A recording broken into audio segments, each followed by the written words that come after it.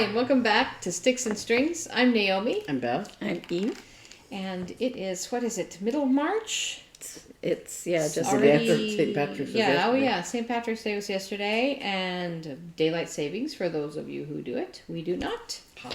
So now we're just different relationships with everyone else. We're 3 hours I different. heard that they're from going to try to make it That's you. yeah, years all years over from now. Yeah. Yeah, and I'm like, y'all should have just gone to one time, But I hope they make standard so that we don't have to change. No, so that we're only 2 hours from the East Coast instead of like if they made daylight permanent, we'd be 3 hours from that. They talk about making. Or we would just switch then to New Mexico Mountain Time. I don't know. I don't. All I know is. I know when I lived in Arkansas, I never knew what time it was for getting hold of. Yeah, I couldn't. Yeah, I couldn't figure out if mom and dad were 1 hour, 2 hour, 3 hour, whatever. Yeah. It's like half the year we're the same as California, and the other half we're the same as New Mexico. Yeah. But it's very interesting that in Arizona, the Navajo Nation does daylight savings. So, I think we drove up there, and my phone changed time, and I was like, "What? What time is it?" So it's weird. Yeah. I went to graduate school in Indiana, and in Indiana, I think in the whole state they don't change, or maybe part of the state doesn't. It's crazy. Does change or something? I don't know. It was very confusing. We forgot to agree on who was going first.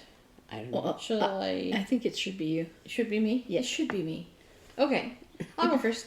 So this week I did do my WIP-GO challenge. I don't know if I got all the days, but I've been working on my snarkometer. I finished this gray and blue section and started the magenta section. It's got little, I'll put it close up, but it's got little daisy stitches. It's called daisy stitch. It's like a knot stitch. I put the whole your yarn. Sorry. Oh, sorry. Is that you? No, those are your scissors. Oh, I must have pulled them up. Sorry. And I did go down the side, and I like to periodically, when I get a little tired of knitting, I like to weave in my ends. So I only have these ends here where I started the magenta and ended the blue and gray, because I like to do it as I go, because then I don't have to deal with it later. So it's coming along. Mine is way shorter. You're like where here in this gray section, I think. Mm-hmm. Yeah. Right? I messed up these windows. These are wrong. See how it's supposed to, I don't know what it's supposed to be, but I just made it up because I messed it up. But Is I that really right? like this. Huh? You have 3 rows? I have, so. Oh, these windows. Yeah, those windows. I don't have that weird separation. I know, because I did it wrong.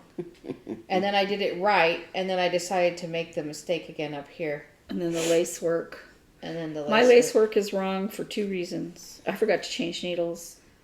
I'll talk about it later. So Eve is like here, and then. No, I'm almost at this variegated here. I'm at the top of this. Yeah, you're here. Yeah. And then I had put this down for what, a year? Yeah, we both like. And I was in the middle of this gray and blue section, and then I remember I talked about I didn't know where I had gotten this yarn, and I realized this week that this yarn. So these are my colors: the magenta, the gray, this nice tonal dark blue, and then this variegated. These are all Hobby Lobby yarns. Yeah, mine are Hobby Lobby. Yeah. But I heard that Hobby Lobby's getting rid of some of its yarns, and I hope it's not those because they're really nice. These are really nice. These are their fingering, what do you call it? Washable wool. It's 100% merino wool, and it's machine washable. So that's where I got these from. I had forgotten, and then I was like, wait a minute, those are all Hobby Lobby colors. So that's my snarkometer. I'm not going to work on it today because I forgot my iPad where my pattern lives. So I unplugged it, and I put it with my stuff, and then I don't know where it was because it's not in the car. So I left it on a counter somewhere or something. But I did work on that. I didn't work on my other WIP-GO, which is my camp hat, which is still in a bag somewhere. But I've been working on Jordan's sweater. It looks the same. But then I did do a lot of work on this week. This marker, I don't know if you can see this marker right here. That's 50 rows right there. And I stopped counting rows. I'm just going to count up from that. I don't know if you can see it. Can you see it? The little marker? Yeah. Yeah, so this is a marker I put at 50 rows, and then I'm just going to count up from there every, I don't know, 10, 20 rows. So I can keep track. This is the back, and it's looking pretty cozy. It feels nice. It's nice and thick. So that's what I've been doing this week, along with my job and my house, which will come at stories. But I also bought this week. Hannah said that she wasn't happy with her scarf. Did I talk about that? I think I may have. I did post a picture of her scarf that she was doing the helix knitting on it with dark blue, light blue, and white. And then she wanted to switch halfway through and do white, pink, and dark red. And so she told me that she had switched colors, and so she was going gangbusters on that. And then the other day she said, I finished my scarf and it's ugly, or she didn't like it or something. And so I guess she's been casting about wanting to knit something else. And she showed me that she had just started a rectangle, put a little bit of ribbing at the bottom, and it's just knitting, I think with the red that she had. And I think the pink or something. She said just using scrap yarn. And she goes, maybe it's a vest, maybe, I don't know. And the girl won't use a pattern. So she just starts, I mean, it's really great. She's very creative, and she'll just start something. But so I decided I was going to send her an entire kit. So I went searching all over the internet for a very easy vest, and I found this one. It's called Alpine Vest Tee, and it's made with super chunky wool. Now, if I were a pattern designer, and if I were a model, and I wanted to show off a vest, I would move the model's hair so that you could see the neckline. Because I was very concerned. I wanted something simple that Hannah could do without having to pick up stitches or anything like that to make like a ribbing around the neck. You might also not cut the model's head off. Well, I understand you want to focus on the vest, right? But it's like you don't have to see her jeans. Yeah, you know, you could just tilt the camera up a little bit and then put her hair behind her shoulders. So I couldn't see the neckline, but I did read the pattern, and after I bought it, but it's just straight across. So you basically just knit 2 rectangles. And then it's stockinette, and so that neckline it's like a boat neck, you know, and that neckline will roll because of the stockinette. And then you just sew it here on the shoulders and then underarm to the bottom hem. And it's just a simple rib, like 4x4 rib at the bottom, but it's made with US 19 knitting needles, which are big. Like these are... I think these are not 15s. What are they? I can't see in this light. I'm trying to remember. Let me get my flashlight here. Can't see. Her new flashlight. My new flashlight, my new phone. Story time. These are...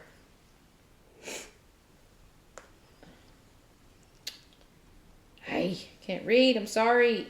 Oh, I was reading the wrong part. Hold on. These Jagu needles are nice. Oh, I'm sorry if I'm shining a light in the camera. Oh, here it is. Here it is. This is a size 10. And there's a bigger size called 15, and then these are made with even bigger, 19. And the model's wearing Lion Brand yarn, Wool Ease Thick and Quick, super bulky, number 6. So This yarn I'm using is a bulky. It's a number 5, and the super bulky is as though I held 2 of these together. So it's a very thick yarn, and it makes things very fast, which is Hannah's jam. So I'm going to buy her the needles and buy her the yarn and send her this pattern. So she'll have something to make for fun, and make her follow a pattern. See, here's the pattern. Go read it. So, I mean, it's easy. It's just knit and purls, and that's it. And then a little bit of sewing at the end. So that was my little bit of haul. I still need to go pick the yarn. She really likes this color, so I might try to find that or something close to it. So that's all I've been doing. I mean, fiber-wise, that's all I've been doing. So that's me. I think you went last time, didn't you?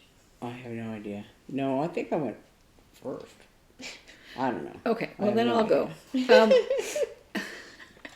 So, first of all those flowers were made by Eve. Yes. They're so pretty. I keep looking at the... And her shirt matches. I keep looking at the stuff I have to make more, and I'm like, why haven't I continued making A little bit. more? We look like Easter eggs today. Yeah. Well, that's kind of on purpose.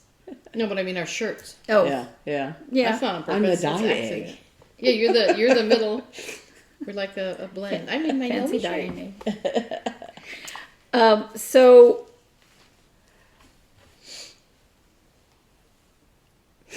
She's going next. My- She forgot what she was going to say. well, I want to trying to figure out where I want to start. As you know, while we were here last week, I finished the ice show. Yeah. Oh yeah. The berry, right. with the cardinal. So I wanted to start on the next one, and I wasn't at home. I was at somebody else's house, and I thought I had everything, and the fabric I had was too small. So I have a start on it, a very little start. This probably is my favorite, just looking at it like this, just because it's got 2 little sheepies on it. Warm winter sheep, I think is what it says. No, warm woolly winter. Oh, And it's warm got- woolly winter. And it's got 3 sheep. Cute. Anyway, I think their heads are kind of purple. Their horns are purple, or something's purple in here. Anyway, even in the picture, this is going to be hard to see because it's a very little start. Oh. it's snowflake. it's contrasty enough, and I decided, since I used a toile on the other berry for the snowflakes, that I would do that on this, but on the sheep I'm going to use the called forward white. And I hope I have enough of toile. I'm pretty sure I do. But I usually get threads that are DMC from Hobby Lobby or Joann's. Joann's hasn't carried a toile in months. And now Hobby Lobby is getting rid of theirs. I don't know why. So this is not one of those threads that I want to go to the attic and buy. Nothing against the attic. It's just, it's way over there. And so I know technically it's the same city, but it's and not. also But it's not. It's just hard to, because they're only open on the weekends. They're only open on, on you Friday can't just and Saturday. like hop in the car and run over there like you can't. So I may have to break down and order some backup thread. And I really, honestly, with a toile, I've never used anything other than black or white. Yeah. But, since Hobby Lobby's getting rid of it and Joann's already has, I'm sure I'm going to buy a pattern that calls for a toile. Anyway, it's a very little start, but it is a start.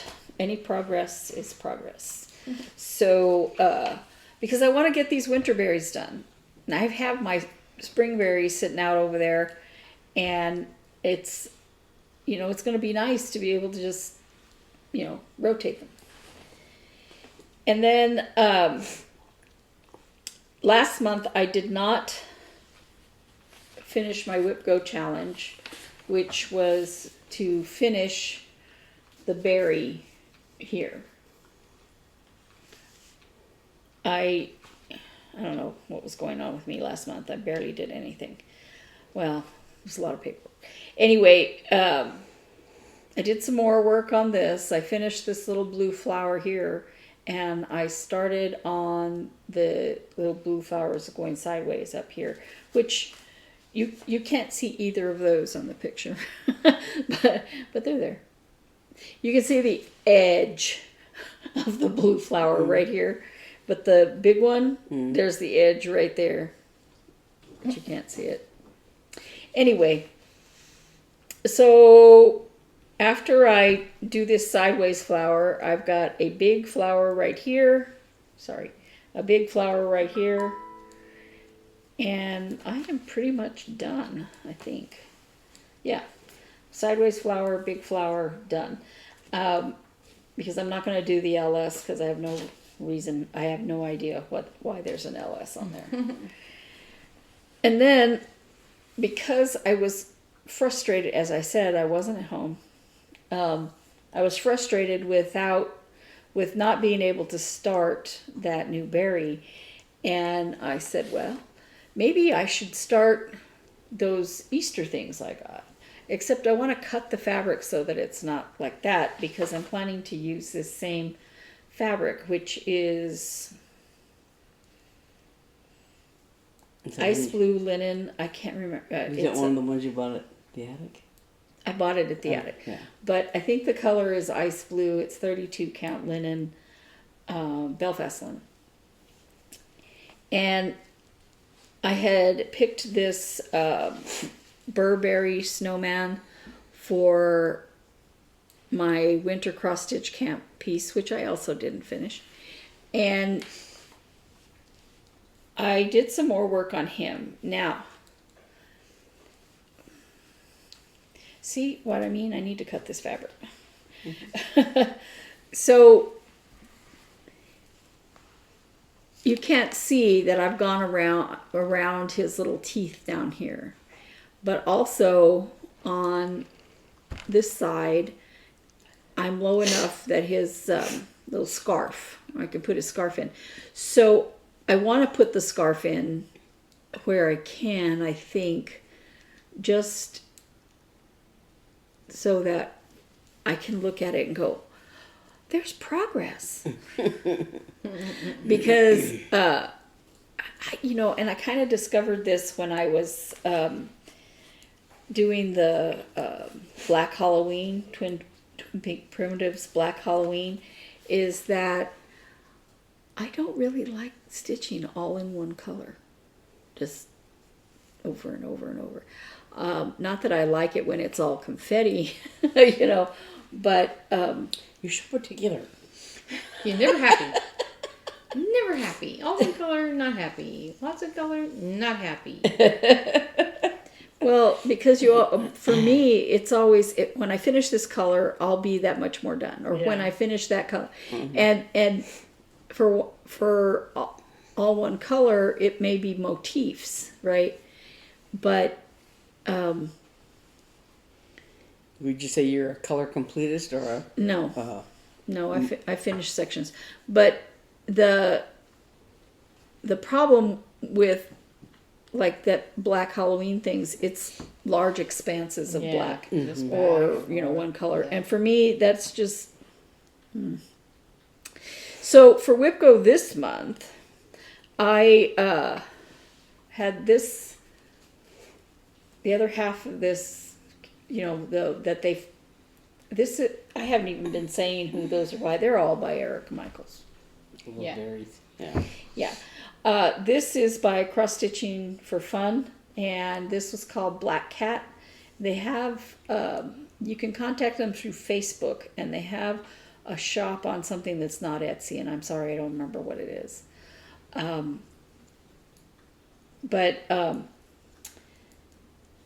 they flipped this for me so I could put the other one. And if you recall, this is about exactly where I was a week ago.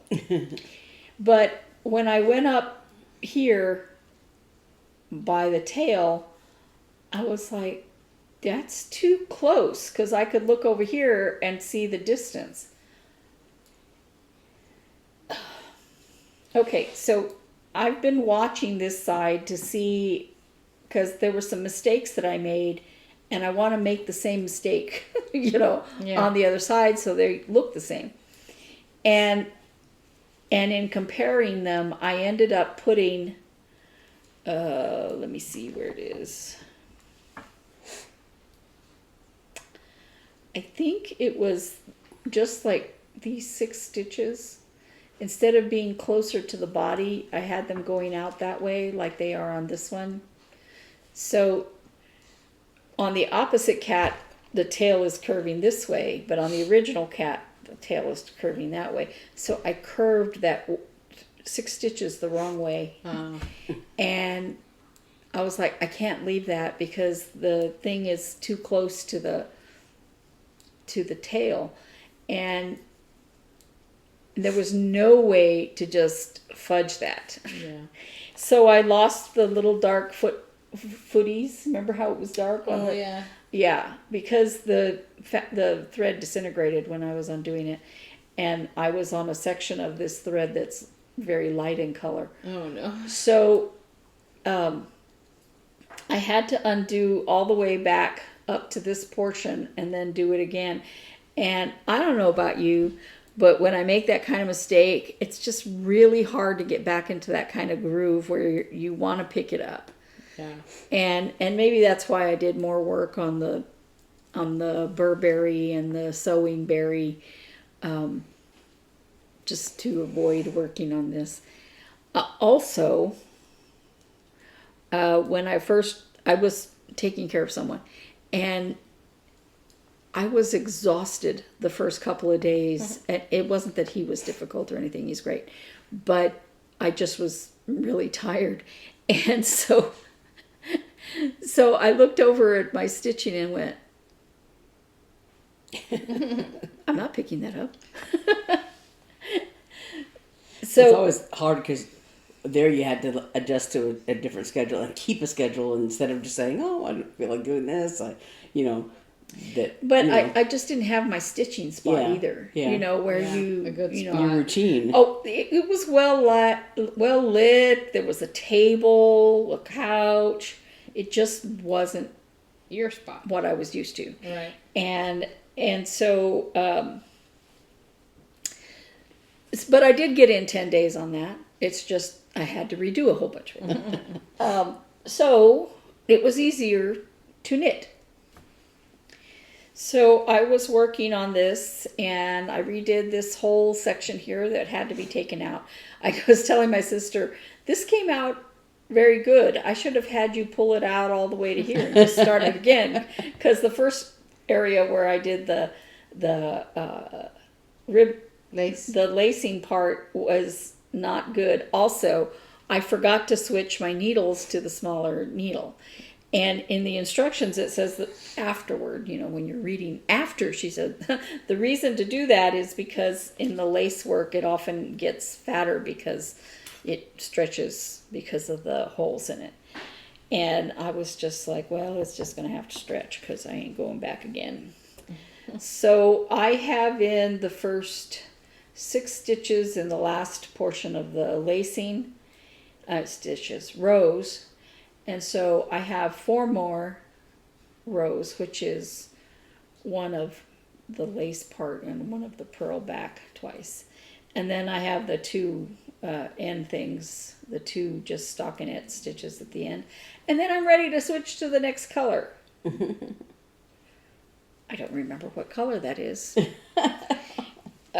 Because I had this... I'm going to use this for A, this for B, this for C. Okay, this is A. I know it's A. Mm-hmm. This is B. Oh, here, I can tell you. I know my code here. Hold on. I think the blue is your C. A is gold. Yeah. The next one you use Is B. is B, which is what you're using right now. Mm-hmm. And then I think this blue one is C. yes, the blue is C. And then this red is the red is your D. Is D. Yeah. So I don't remember what color is supposed to go next, but you know. After that will be your C color. C color. Yeah. Oh, good. I like the C color. That was my favorite one in all of these. And I was kind of like, wait a minute. We're hardly using that color. Yeah, it'll That's come okay. back. That's okay. It's a long scarf. So I was very happy with the work on that. And even that, I just had to stare at it for a while before I'd be willing to pick it up. I was just like, I'm too tired.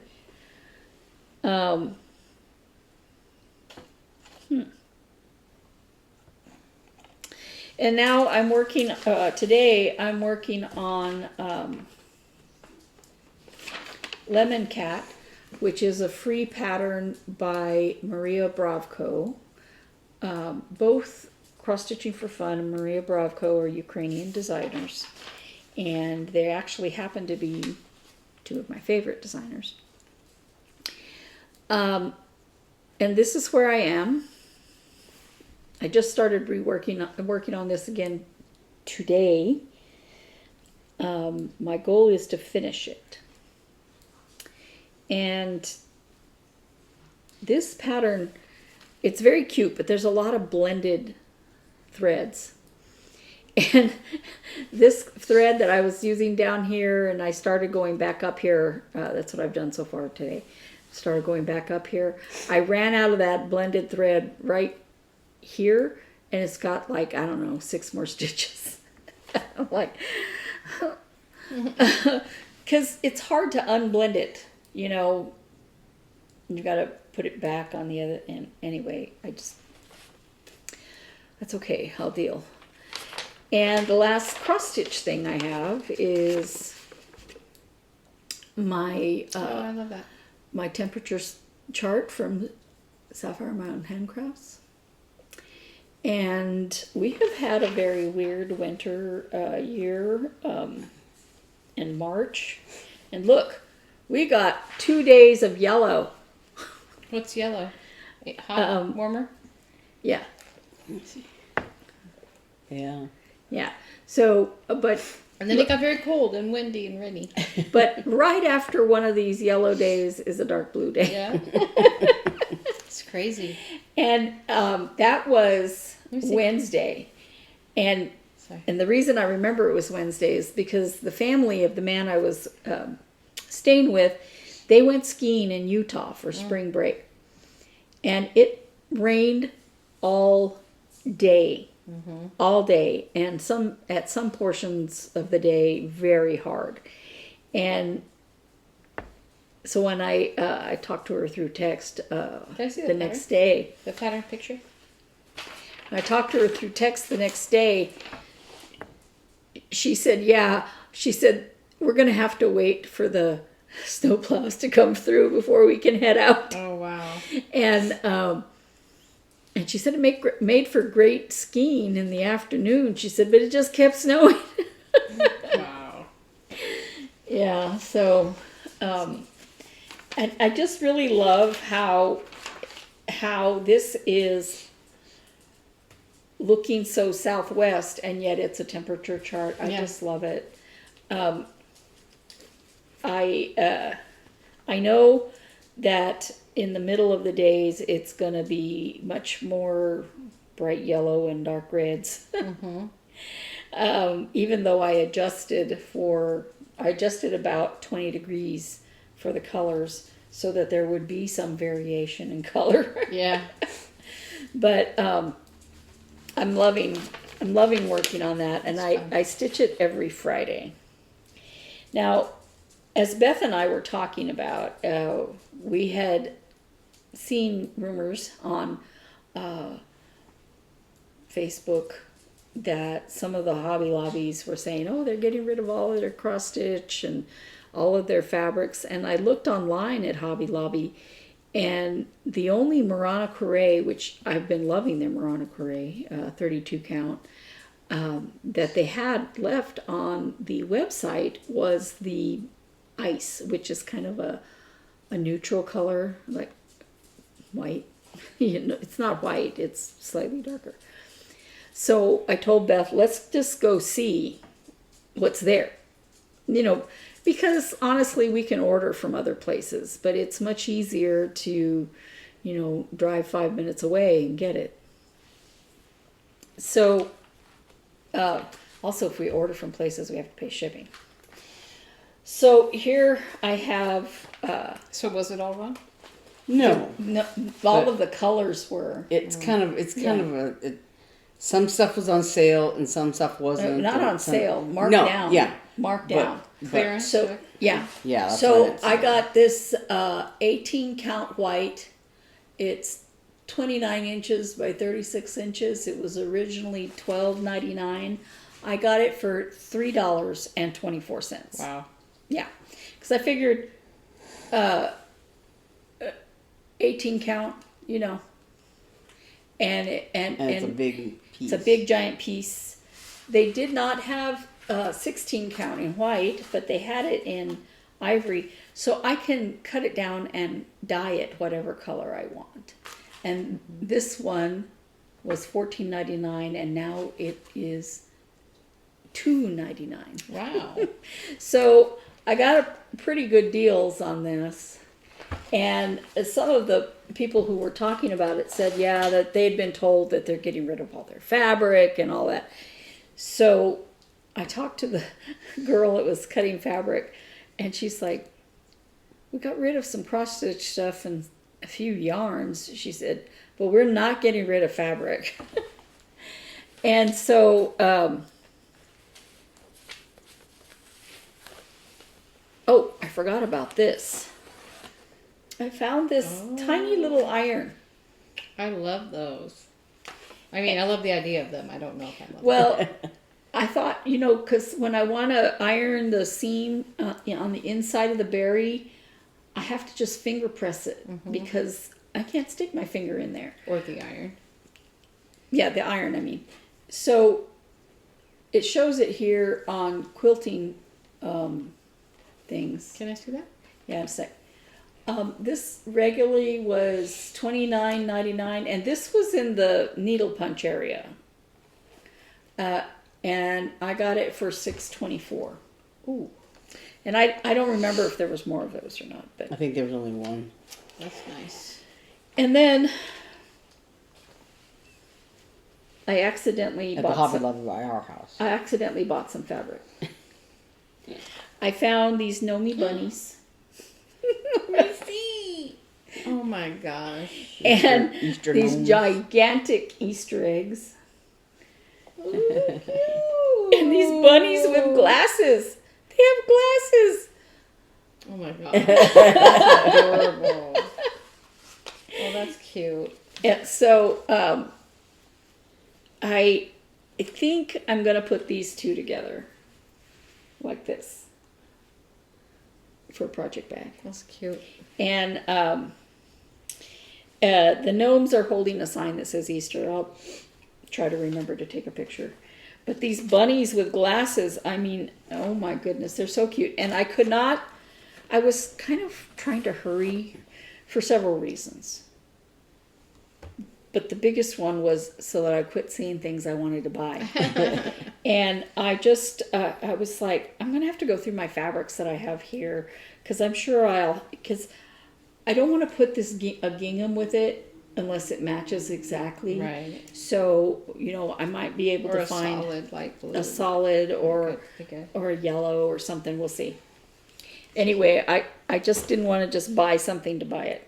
And I think this goes, I don't know where it goes. So that was pretty long-winded, but that's me. Oh, well. Does anybody else have any stories? Wait. She hasn't gone. Oh, you haven't gone? No. Wait for you guys. All your stuff. Never mind. Sorry, Beth. So,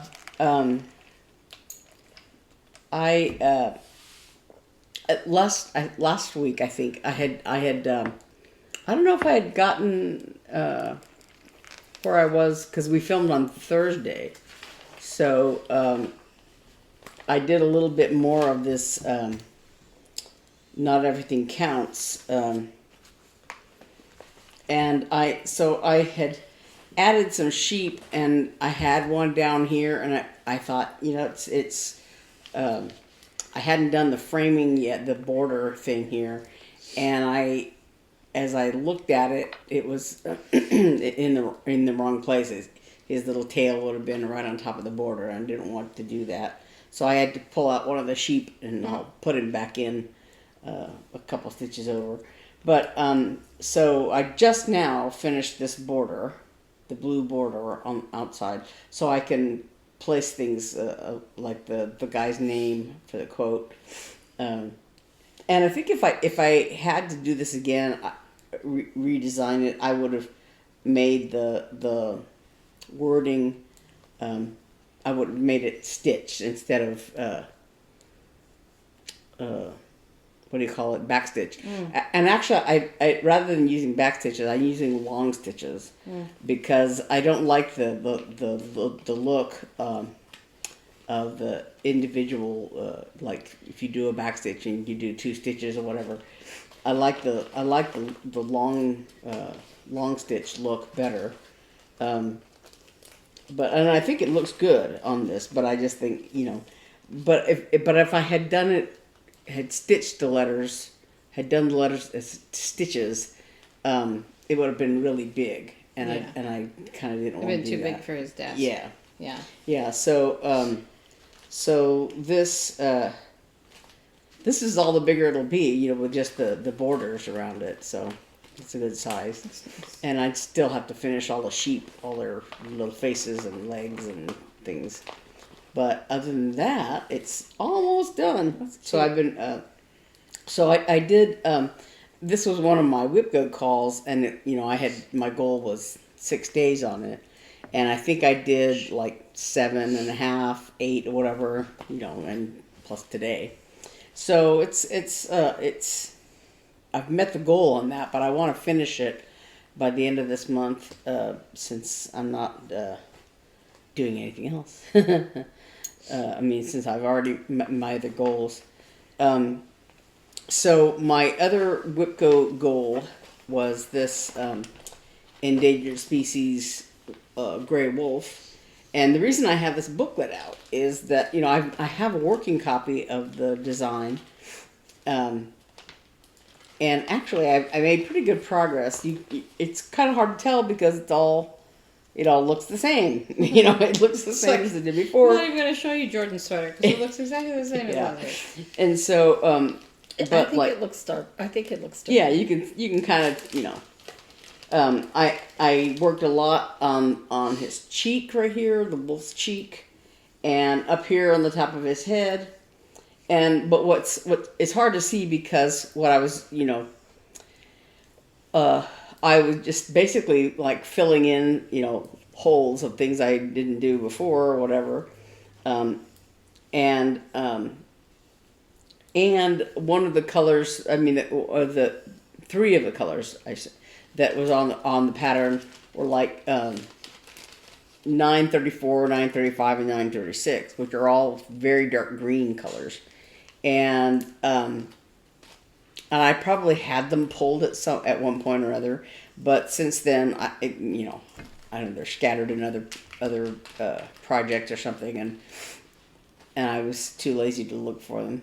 So that was one of the things that I got at Hobby Lobby. I thought, well, I can get those threads. So I got so I'm working on one of them. That that's actually what I'm working on now. I didn't want to work on it while we were doing this because it's very hard, and I have to keep my nose buried in the pattern to You're not going to get explain lost. why you had the book out, though. Yeah.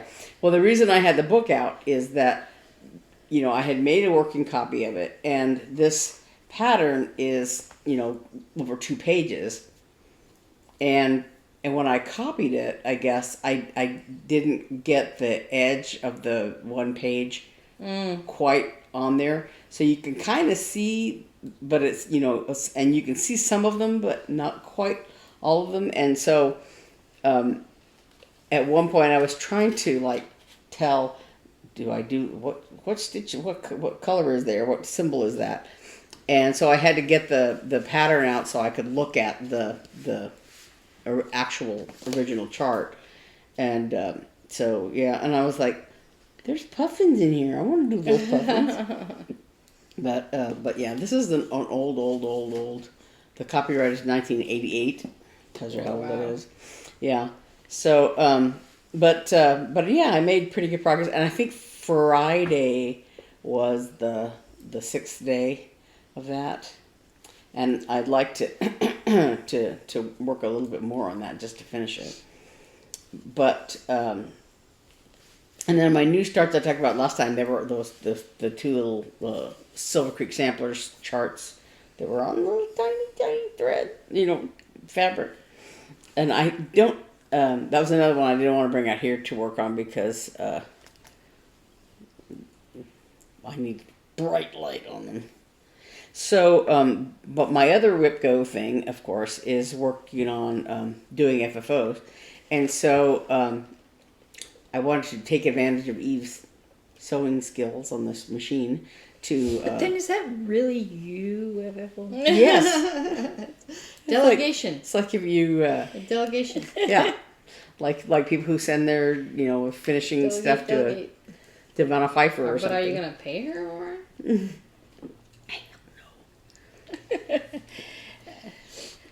But so she'll buy me cookies. We'll work for food. So what I did was, and I have it, I have it pinned so you can't really see it, but it's a little red polka dot fabric that I have that I thought would looks nice with this is, I'm not talking about this. What's the little thing? This is For Fat Friends. It's a freebie chart by The Drawn Thread. Yeah, we showed it last week or a week before, but I'll put up a picture. Yeah. So what I did was I put some interfacing on the back, and I cut the fabric down, and I'm gonna talk to Eve about the seam. I would have taken out my sewing machine was put away because I wasn't here, but I looked at it and I went, I don't know what side to leave the opening on because you can't tell. She didn't. We haven't talked about. She left it pinned, so yeah. But so I worked on this, and I chose a fabric and measured it and cut it out and ironed it and all that stuff. And the other thing I did was Eeyore and the Bees, and I was I had found finishing a chart, it was one of those little standing easel things. It's basically a chalkboard, but the one I had picked out at first was it's actually a green chalkboard thing, but it's on an easel. So you could theoretically write a chalk message on there and have it in your kitchen or whatever it's designed for. But I bought it years ago at Target in their dollar spot. They, I love to look through there because you can find things, nowadays they're usually like $3 to $5, but you can find all kinds of like random things on there to use for cross stitch backing, and I have a whole bunch of them. But so I had chosen that originally, and then I was looking at it after I did this, and I'll talk about that in a second too. But and I kind of didn't like the look of it, and the easel thing was too small. It was big enough to put this on, but no bigger. And I wasn't real happy with it, but I couldn't put my finger on it. And so when Eve got back the other day, we were looking at it, and she had come by or something like that, and she was like, "Hey, yeah, it looks a little small." And so I thought, well, I've got other stuff, and so I got a few more options. So we settled on something else. But I think what I'm going to do is take this and redo it so that the there's less this fabric. Maybe take the sides in a little bit and take the top down a little bit so that it's tighter on the actual picture. And what I did was, though, I experimented with lacing, which I've never done before, and I watched a couple of tutorials basically online on YouTube. Since you're not happy with the size, I'm very glad that you were doing lacing, because if you had glued it down, I'd be those bees are going to be wherever they are, lacing looks great, the lacing's fantastic. It's a lot better than mine ever is. Yeah, well, and I watched a couple of tutorials. Nice. One of them. You should take a picture of the back of that. Yeah. Too. One of them, this girl was talking about it, and that was the first one I watched, and I had just started a little bit, and then I watched a couple other ones, and one of them was Lindy Stitches has a YouTube thing out there called Lacing the Lazy Way, and so she was talking about some of that, but also I watched one that was an English gentleman who he didn't really say a lot in the introduction, so I don't know what all if he's got other YouTube videos or whatever, but he was from what I gathered from what he was saying, it seems like he does finishing, or his shop or whatever, they do finishing, and but he was the piece he was doing, he was using a special backing that I think he said he in the comments, so I asked him about it, and he said he didn't think it was something that was available in retail shops. It's like conservation type. Special fancy super duper mat board kind of stuff or whatever, but on his thing he was like, don't use like poster board because it's all bendy, and don't use foam core because it's because if you bend it too much it'll break or whatever. And this is foam core.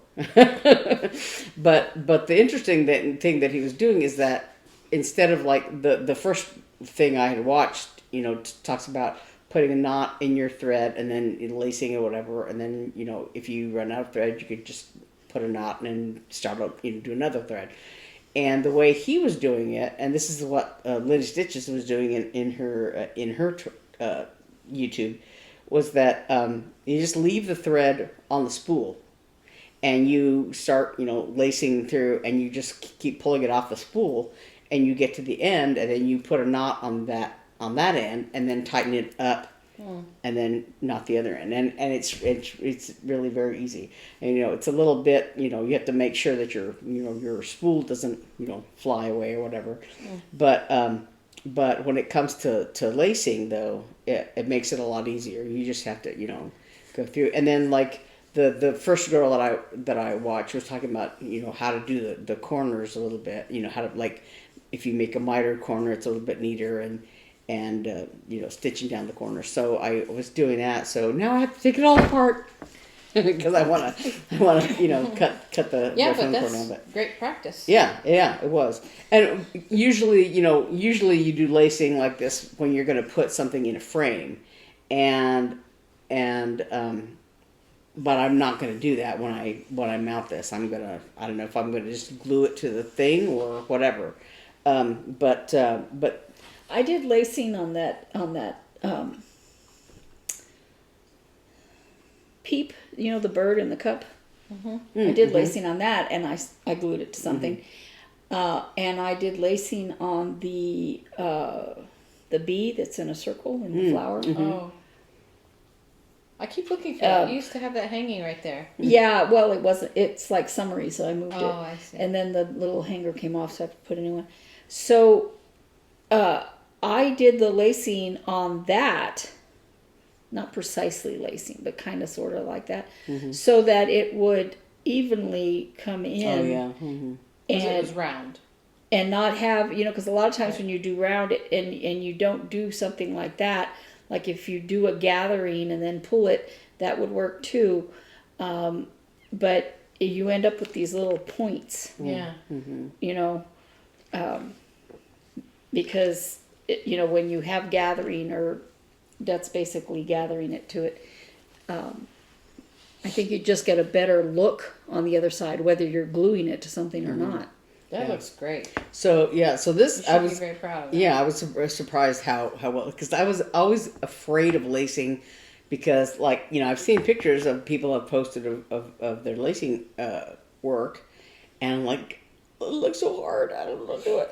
And so I thought I like this piece, but it's not like my super duper Yeah, if you mess it up, favorite. Yeah, you're not gonna die. yeah. And so the other thing I did was I sewed these little buttons on, but after I was looking at them, I thought, I wish they were a little further away, because there's some stitched button bees on the top of here, and I like these little button bees that I found, but kinda bee big. buttons, but they're yeah. So I want to move them further away from the stitched bees so that you can see them better. Hi, Rook. Rook came to say But yeah, so because this design, even if I were to cut it down here on the top and a little bit on the sides, because I don't have much room to bring it down on the sides here, but even so, even if I do that, I'm still going to have these big white corners above Eeyore's head. So I think the bees could be, the bee buttons could be out a little further, over his ears or something, so they're not crowding the stitched bees up here. But I was looking at it going, it needs something. It needs trim. It needs something, because it's just got these big expanses of white. And nowadays, I just can't bring myself to stitch on plain white. and so if I were doing this, starting this nowadays, I would probably dye this thread, this fabric, to give it a little bit, just something more interesting to look at. Because I just this white is it's looking into the void or something. There's nothing there. There's no, because there's no trees and no anything to there's just this little patch of grass that he's sitting on. You know what you should do? I don't know what you have planned for that. Mm-hmm. But if you put it in a nice little frame, you could give it to the nursery at church to put on the wall. Oh, yeah, I could do that. Because it's so sweet. It was just a little decoration. Mm-hmm. Or give it to them to give to a family that has a little kid or something. If because it's beautiful, but Yeah, like I said, I have no plans for it. Yeah. This is another one that it was a kit that I bought 1,000,000 years ago. I can't even tell you. Because I kept the little cover picture, but I actually cut it. I think I cut it to because I was gonna put it in a Ziploc bag or something, a little Ziploc bag, and so I just cut the the cover out, so I could just have the picture, and I had it folded up in there or whatever, But yeah, so Do you have any stitching lotion? in my right here. I'm sorry. Sorry to interrupt, but my spider fingers are grabbing the thread, and I'm like going, let go. Yeah. So We're back and Eve's all lotioned up. So yeah, I think I'm gonna undo my beautiful lacing job, and Well, just consider it good practice. and recut this a little bit so that it's a little tighter and looks a little better, and basically redo everything. But You have plenty of month left. yeah, Any job worth doing. yeah, and so It's worth doing twice. yeah, and so now actually, since I've hit my goal for my WIP-GO stuff, I just You could have just goof the rest around. of the month to do whatever to. Because I was thinking about that when I was trying to think about what to work on today while we were out here. I thought, well, I haven't worked on the fox. And, I still have it unfinished, and the two new starts that I did, the Silver Creek samplers things. I didn't want to bring those out here to work on because they're so tiny. I'd be sitting like this the whole time. But yeah, so for the rest of the month, I have, the world is my oyster. But when we went to Hobby Lobby, I had those 3 DMC threads and And this one, I think last week I don't know if I talked about it in this video. On my video, I talked about that. I think the Silver Creek Samplers has a typo on the DMC list that it has, because it had one of the colors that it had listed on there was 382, and the description said straw on the pattern. And so I had it, on my phone. I had a list of all the colors that I needed, and I had that one on there. And when I went to look at Hobby Lobby, there wasn't even a bin for it. There was one other one that they had. There was a bin that was empty, but for this 382, there wasn't even a bin. And so I thought, well, is that a discontinued number? Why would they not have that?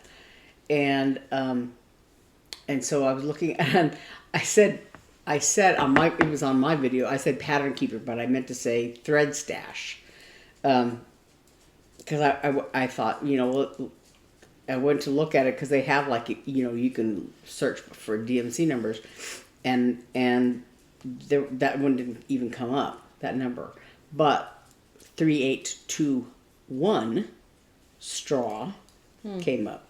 And so I think on the Silver Creek Samplers thing, it's a typo. But so I went ahead and bought this just because I know I have this somewhere, but what the heck. Someday I'll take all my thread out of all my projects and put it all in my little plastic boxes that I have. And I'll have 40,000 bobbins of one color, and Stitchy Rach was mentioned, and she's she must be very organized. I don't know, because certainly not me. That she uses those plastic bobbin things to bobbinate her fabric, but she buys the threads. Yeah. She buys the. She's Stitchy Rach on YouTube and Instagram. She buys the cardboard ones too. Mm-hmm. So when she sticks, when she pulls something out of one of her boxes, she puts in a cardboard one with the number on it and where she put it, so that when she way too organized. Yeah, so that when she goes to get it, she knows what project it's in. And I was like, I wish I could be that organized. I mean, fantastic for her, but I was just like, yeah. How? Well, usually I sort of have a visual reminder, or if I know, where it is or whatever. I actually have those smaller boxes. And when I finish a project, because I'm lazy, instead of getting out I have 5 boxes of DMC threads. And so instead of, going through and putting everything away, I'll put them in those smaller boxes. And so when I'm starting a new project and it has DMC threads, I look through those smaller boxes first to see because sometimes I'll know it's probably in there because I think I remember using that color or whatever. And then if I don't find it in that box, I have actually one other box that has a bunch of loose random bobbins that I had just thrown in there for whatever reason. And so I'll go through that box first, and then if I don't find it in there, then I'll go to my 5 boxes. But yeah, I shouldn't do that. I should put them all away. But the problem I had at one point or at several points was that if I've got more bobbins of this color, then everything has to shift. So that means I've got to shift this, and then I've got to shift that, and then I've got to shift that, So that's kind of why I kind of have gotten lazy about that. And then I have all those threads that you gave me. So, sometimes Which are I'll labeled. go through and so I'm also like, labeled. oh look, here's this, that's fine. But yeah, and then my fancy flosses I have in separate bins because they're not bobbinated; they're hanging on their original cards. But so yeah, it's a constant battle. I saw this. Somebody was talking about like scrap, uses for scrap, like these little scrap fingering weight yarns that because everybody makes the shawls out of this stuff, and then you have little, balls of them. That's what I was using for those letter coasters. Like the one I haven't worked on marks in a long time, but somebody posted a shawl.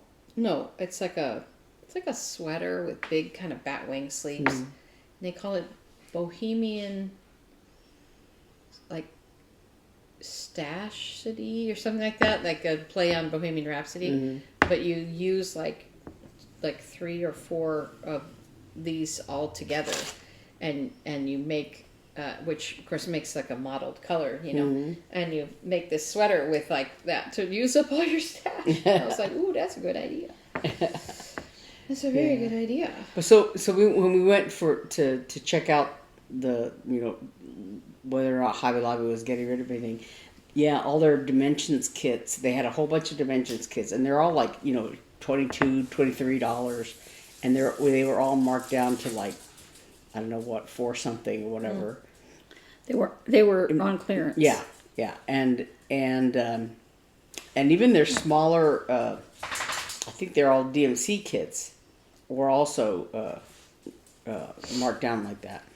And then in their fabrics, some of them were marked down and some of them were not. Regular fabric or cross stitch? Yeah, the regular cross stitch fabric. Oh. And some were marked some were marked down and some were not. And then all their toile was marked down like that. I wonder why. Yeah, I don't know if they're. You think they're gearing up for like season change, like Christmas, or I don't do you know. think they're No. getting rid of? Well, I think I don't know. Joanne's got rid of their toile, and so it just may not be a very big seller. Yeah. I don't know. Yeah. So I bought a bunch. I mean, we forget that even though we like to shop there, they're in business to be in business. So yeah, I bought a bunch of toile because, I don't the patterns don't call for it, and I very ever, and But you bought a bunch of it even though your patterns. yeah, didn't call for it. because they're the numbers on the toile correspond to the regular DMC numbers, so so if you want to just add some sparkle, they're nice to use in place like on my Black Rook Angels. Yeah.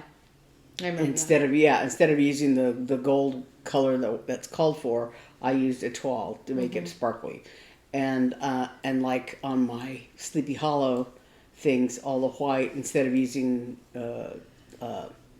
Krynic or here or there, I just used a toile, and it gives it just a little bit of very subtle sparkle.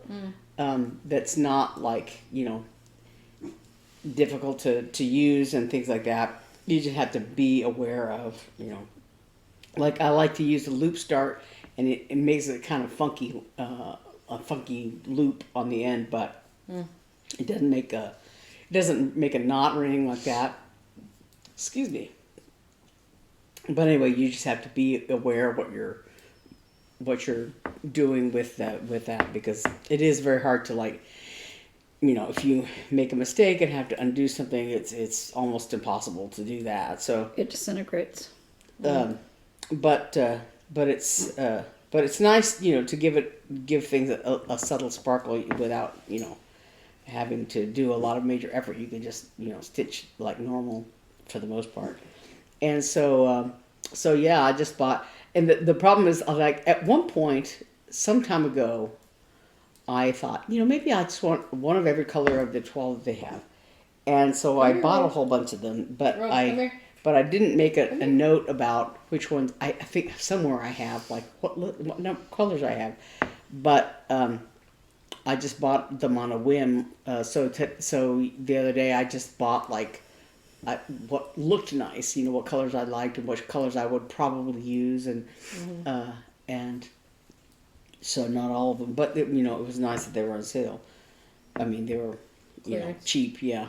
So yeah, I'm a little bit disheartened by that fact because, back in the 90s, whatever, when I first moved to Little Rock, it was when I had just started stitching, like in '88, with, and so I would always buy stuff at, Hobby Lobby or Michael's, and at Hobby Lobby at that time, they had, a lot of patterns, and as a matter of fact, that was where I bought lavender and lace patterns, and they had linen and stuff like that. And I had bought all the stuff, or most of the stuff, for the lavender and lace patterns that I bought, but I was very intimidated because I'd never stitched on linen, and I really, I studied those patterns and I looked at them a lot, and then in the end I would always check it out and not do them. And but so back in the day they used to carry a lot of, I didn't know as much about cross stitching, so I don't know what they did or didn't carry, but it seemed like there was a lot. And then around that time, scrapbooking started to take off as a hobby that everybody was doing. And so I remember reading somewhere something about, some craft stores not jumping on the bandwagon soon enough, and Hobby Lobby was among them, they apparently, or Leisure Arts maybe was, I don't know. But so then all of a sudden there was all kinds of scrapbooking stuff. And, if you look now, there'll be like whole aisles of all the scrapbooking paper and all kinds of things for scrapbooking, blah, blah, blah. And at that time, especially, there was not as much cross-stitch stuff. They just started sort of, not carrying as much cross-stitch things. And so once in a while I would buy things there, and I had no idea about, like, going to a needle workshop. And I think at that time there was even already the Shepherd's Needle in Little Rock. Mm-hmm. And I drove by that area where it is a billion times and never even knew about it. And so now I'm like, I could have gone there all the time I was there. And I've actually ordered a couple of things from them on occasion, because I'm thinking, Little Rock, I used to live there, So, so when I got back into stitching in earnest, in like 2017 or thereabouts, and of course that was when I discovered YouTube and FlossTube and all that stuff, and the sort of online stitching community, and it seemed like there was a big resurgence. And at Hobby Lobby, there was definitely a resurgence. They had more stuff, more fabric, more patterns, more. Even though the patterns are basically they carry are just kits and stuff, they don't carry loose patterns so much, but it just seemed like, gosh, there's a lot of stuff now. And at Joann's, there was a lot of stuff. There's not the same kind of thing, but, Michael's is still like, at least the Michael's here, there's not much stuff. But I was really hopeful that Hobby Lobby looked like it was really stepping up and carrying a lot more things. And so if they're going through their whatever change they're going through, I really hope they don't, cut back, because it seems like there's more of an interest in cross stitching now than there was, in the 90s or whatever. So I hope that they're able to continue carrying more more than just the basics, because like if you go to Walmart, there's a few cross stitching things, but it's very, very, very, very limited. There's just a handful of DMC colors, and there's a handful of fabrics, and Have you looked at Hobby Lobby? Do they have an online store? Have you looked there? That's I what she was told you, looking at. I looked at it, and they had a very, very, very small selection. Sorry of if you stuff. said that. I'm sorry I missed it. So anyway, Naomi, you have a lot of stories this week. So a week ago, as you all know, I was here and my kitchen was being torn out. And Had that happened by then? yeah. Yeah, she had. That's, Oh no, No, wait. it didn't. Your phone was messing up, but your kitchen stuff didn't happen by that then. happened Oh, yeah, Friday. yeah. We recorded Thursday. Oh my gosh. Okay. That's why you didn't come to church. First of all, that's right. Yeah. First of all, I got a new phone. It's a Samsung. I didn't go to the dark side. I like it.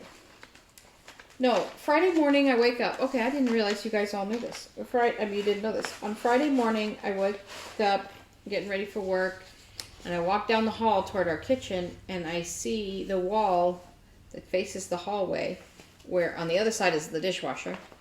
I see right there at the corner, the paint is melted. And I will put a picture here of melted paint. And I said, Houston, we have a problem.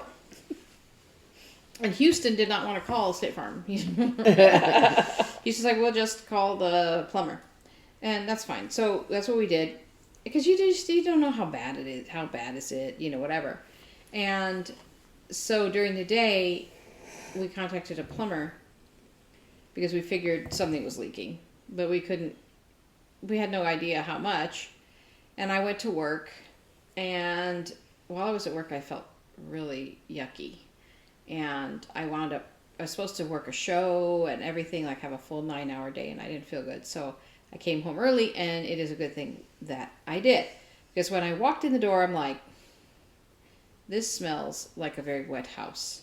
And you know that smell, why? Yeah, because it happened in our other house. And so while I had been at work, Mark had been in touch with a plumber, and they said, you probably should get a remediation company out there to check for moisture, before we can get out there. So they went out. So anyway, I was home, and they were able to come over, and while I was home Friday late, and they came and tested it, and the whole entire counter bank was soaked underneath.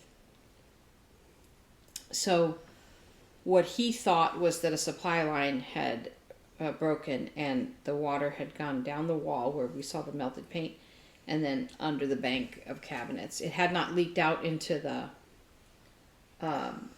onto the tile yet, but was basically all the way to the dining room.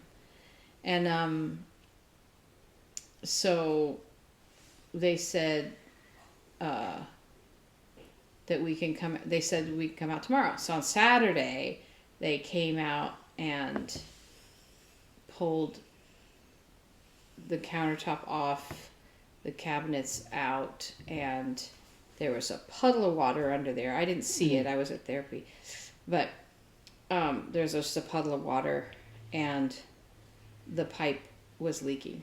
So actively spraying. So we shut the water off, and we were without water. We finally got a plumber to come out Sunday and fix the pipe. So then we had water, which was nice. But we have no kitchen, no sink, no dishwasher, no cabinets on that side. That was like my main area of countertop where, I did all prep work and stuff. And I have no way of washing dishes. So, it's been a week. So we've been eating out. We're sick of eating out.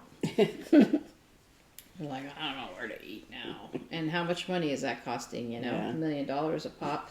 And then, so we've been going, working with insurance to see how much they'll pay, what they'll pay, blah, blah, blah. And like, I guess there's kind of a thing of like they, to some degree, expect that the remediation company said we need to save the cabinet fronts so that they can be used again, because they didn't technically get damaged, but we're like, they're from 1985. If I have to put those back, I'll die. I mean, it doesn't really matter. I can do whatever I want, but it's just a matter of how much money they give me. Yeah. So that's been all week, and it might be helpful for you to remember that when Mom burnt the kitchen, by the way, she burnt the kitchen on a no-burn night. She had one of those fuller brush spoons on the pan, and that got damaged, the spoon itself, and the insurance company said, well, you can replace that. It was not replaceable. Yeah. But they gave her money for it because it was something. But it was something that was so far back that she couldn't get something that was the same. Yeah. And so she was able to get replacement for that. But the problem was that she was never happy with the replacement stuff because it wasn't her full brush cup. But so you might be able to. So basically, you know how insurance works. They give you money, you do with it what you want. So we're just trying to. So we had a guy come out today, and you know, to kind of, he's going to write up an estimate on. We had the drywall guy out already, and we had a guy out today give us an estimate on the kitchen, and like he's going to give us like a basic estimate, and of course you can always go higher. You can try to go lower. And so, but happy news. He's like, I said, okay, so pretend everything happened. You gave us an estimate. We said, yes, we got the money. We put it down, blah, blah, blah. What's the time frame? And he's like, June. Oh my God. So, you know, we've been just kind of like skating, like eating out, like destroyed kitchen. But now we're like, all right, we gotta camp stove this up. I mean, our stove is working, right? But we're gonna put a table in the kitchen. We have a 6-foot table, you know. We're gonna put that down, get some wash tubs, and just be able to wash dish. Like, I'm not doing plates and pans and cups and forks and knives, and we're gonna do paper, but so that we can cook, I can wash a pot and pan in there, and our aunt called this morning, and she's like, yeah, she called me too. Don't you want to go use Eve's kitchen? Or I'm like, no. What are we gonna do? No. Go cook somewhere and take it off. And I'm like, it's not about the cooking. I can cook. It's about the cleaning up. But yeah, so we're gonna put a table out, and that way I'll have a place for a cutting board, and I can actually wash a dish. Well, that there. counter also had your Instant Pot or rice cooker? No, our coffee maker and our tea maker, which Mark uses on a regular basis. And so we're gonna basically use that empty space in the kitchen and put some tables, whether one table or more, and we'll have some stations there where we can cook. Here's the other problem. I can wait until June for a kitchen. What I cannot do is wait that long, because this guy would also do drywall, or we could have drywall people come and do the drywall. The cats think it's a fun game to bite the drywall and pull pieces of it off. So I was going to ask you how your cats are dealing with all the people. They think it's great. Oh no, they don't like the people, but they think it's great. They love laying on the bare concrete that was under the counters, cabinets. But yeah, they get up on the exposed drywall and bite it and grab it and pull it down. So it's not good for them, I'm sure. But so we're like, we got to do the drywall quickly, leave it unpainted, and then someday we'll get our kitchen back, and then we'll paint. So it's wow, what a mess. And I was like, I realized, it's not going to be fixed before Hannah comes home from school. Man. So when she gets home, the whole house is going to be upside. So we got to actually just say, okay, we have to accept it and adapt. But I don't want to. I don't want to. Well, at least you didn't have to leave the house and all that other stuff like you did before. Yeah, with the mold. There was no mold, so that's good. But it's been, it's just sad. And I walk in. I kind of forget about it, and then I walk in and see. I can see all the way through. Down the hall, all the way through the. Oh, and, but we and found another good thing is you have your refrigerator, you have your oven. Yeah. Oh yeah. So, yeah. Oh, and so two funny things. When they tore the drywall out, they found an old Pepsi can that somebody had put in the wall, and it has it's some commemorative something from ASU, and it says 1985 on it. That's when the house was built. Yeah. So we have it there on the wall. We're contemplating putting it back with a modern Pepsi can. I don't know. We'll see. And then there's this funny face on one of the studs. This angry, scary-looking demon face. It's knots in the wood, but I'm like, look at that face, Mark. I'll put a picture. Oh my gosh. So yeah, here's a picture of my destroyed kitchen and my funny demon wall face. So. Well, how fun when you're a contractor like that, because nobody knows what's inside. Yeah. Well, when we which is of course why people do that to bury bodies. Yes, exactly. When we be careful, Naomi. Yeah. When we redid the bathroom behind the medicine cabinet, we wrote our initial. Mark and I wrote our initials, and we wrote Fred's initials. He's the guy who did the bathroom. We wrote his initials in there. And too bad you can't have Fred again. You liked him. I know, but he works for a company we were not really happy with. We were so happy with him, but not the main contractor. But the guys we met with today are I think they're going to be really good. We actually met with one of the owners, and he was great. So well, at least they didn't try to blow smoke and say they could have it earlier than you could have it. Yeah.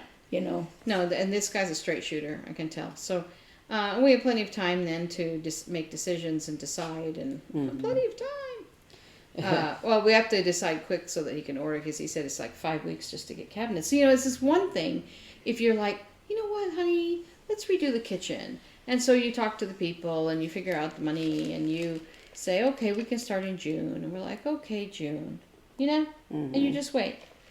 It's another thing when your whole kitchen blows up. And I mean, I can't complain. It wasn't a fire. We have our home. It's not. But, the place where I was staying, there's stairs. And you know how in your house there's a ledge? I don't know if you're going to put it back in where the window out to the other room. Mm-hmm. Up above that, there was a ledge you could put swag or something up there, right? Yeah. Well, in that house, as you're climbing up the stairs, there's one of those. It's little because it's in between the stair and the main wall downstairs where you're going to walk through to the kitchen, right? Mm-hmm. And it's got one of those little shelves, basically, and around the other side is the other railing for the top of the thing, so nobody falls off, except me when I try to fall down the stairs. Anyway, there's a plug right in the middle of that, and I'm like, that is so ingenious. So you could put something up at Christmas or something, lights, and not have to have wire going everywhere. Or you could plug in your banister lights, if you put lights down your... Yeah. And I'm like, that is so cool. That's we were at a member of our church, we were at their house, and in the middle of their living room, they had plugs in the floor. And I'm like, yeah. We contemplated when we got Beth's chair that maybe we should see about getting a plug in the floor because of the chair. Yeah. Yeah. What was I going to say? It was funny because the reason we found this guy was right around the corner from our house is a house that's our exact same floor plan. Mm-hmm. So I always look at it, I make note of it. And then I see in their yard was a sign for this company. And so I was like, oh. And I sent Mark a picture of it, or told him, that house was doing something. And so we called them to just get an estimate, and they said, well, the designer's out this week, and we'll call back on Tuesday or something, and we'll see when we can come out. But then I guess yesterday the owner called Mark and said, I'm going to be in the neighborhood. Probably because they're working on the house. and I can come by on Saturday. So when he got here, we were like, oh yeah, we saw, were you right there? And he goes, no, I was around the corner from both of you guys because that person saw that sign and called it. Which is, of course, why they put the sign up. Exactly. Yeah. Exactly. But it's funny because that initial house that looks like ours, he goes, I don't have to measure your kitchen. It's exactly the same. Well, so I don't need measurements. The apartment that I lived in, my second apartment in Little Rock, both of them were very interesting because I lived in the downtown area. There was a lot of historical houses and things like that. And the first apartment was my first apartment was in a turn of the century house that had been renovated into apartments, but it was kind of like it was the Turner Karcher house was what I lived in, and right next door was this Johnson house. And in the Johnson house, I was always like looking in the windows going, oh, I wish I lived there. Because the Johnson house was only like 4 or 5 apartments. And the Turner Karcher house that I was in, they had they had the original house and then they had put an addition on the back and it was chopped up into like 14 apartments or something. And they were all like little efficiency apartments basically. Or studios basically. They weren't even 1 bedrooms. And so, but I liked it because it was an old, turn of the century house, but it was like, it didn't have hardwood floors or anything like that. It was just like, there was, cheapy carpeting and the fireplaces were plastered over and, but it had like 12-foot high ceilings or whatever. And, so it was good and bad. But the second one that I lived in was, I think it was an older house. The guy, this one contractor guy that I was talking to, didn't think it was that old, but because I think he said like maybe the 50s or something, but I don't know. It looked kind of like maybe like the 30s or 40s to me, but the exterior of the building was brick, and but in the bedroom there was because the bedroom was like in my apartment was the back corner of the building. So on the 2 walls I had huge windows, which is great. They were the original windows, but the 2 outer walls were like plastered over brick or whatever. They weren't so there were no outlets in those outside walls. So in the floor in one place there was a floor outlet. I never used it, but like if I had a lamp there or whatever, I could have plugged it in the floor. There was an outlet on one of the interior walls, and I think maybe on the other interior wall. But what was really nice is like because they had also it was renovated after a fire, and so I guess I was actually in it before the fire. A couple of friends of mine lived there, and I had gone out there to visit them, and I remember thinking, I wish I lived in this building. It's so cool. And then there was a fire, and I was like, oh no. But then when they made it into apartments, I was able to move in there, and so they had. I think originally there were like fewer apartments, but on my side they had taken there were 2 apartments originally, and they had chopped them up so that to make a 3rd apartment, and so it was all weird. Anyway, and I used to have dreams that there were like you could go through the door and there'd be another room there, and I think I would but so I had one of the original bathrooms. So I had it was a deep and wide tub, and it wasn't like not a fiberglass tub the way some of the newer apartments had. Yeah. It was a nice old-fashioned tub, but there was not a shower built in. So they had it was external. Yeah. And they had put like a new sink and new toilet in there, but the floor was the original hex tile, and there was a little cabinet in the bathroom, like a linen closet. And then I think where the apartment had originally, there was like a doorway or a hall, to the other, where the other bedroom was. They had closed that off, and so there was a closet there. And then there was a closet in the entryway, and a closet right next to that little one. I mean, that doorway one. There was another closet there next to the heater unit. So I had like a bazillion closets. And then there was a walk-in little pantry in the kitchen. Well, and lots of cabinet spaces in the kitchen, because it was the original kitchen too. And so it was great. Our kitchen is so it's